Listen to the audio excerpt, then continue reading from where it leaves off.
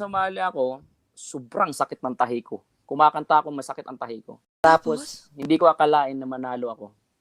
Habang pumupunta ako dun sa Cavite, naghahanap ng costume, hindi man lang tumulong yung kapatid ko, panganay. Hindi man lang tumulong yung nanay ko.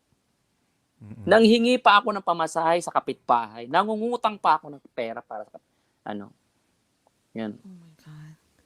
Wow. Pero nung nanalo ako, siyempre, nanalo ako. How much was it? Magkano? 50,000 yan. Wow, okay. Uy, malaki yun. Yeah. Ang nangyayari, nanalo ako, grand winner. Pag uwi ko dun sa bahay, sa Cavite, hindi ko binigyan yung nagpa-opera sa akin. Hindi ko binigyan si ate. Pag uwi ko dun sa Cavite, sabi nung ate ko, Tol, baka naman may sabihin ako sa'yo. Sabi ko, syempre, bilang kapatid Okay lang, sige, ano yan? Ito kasi yung mga listahan ng utang, Tol Oh my God.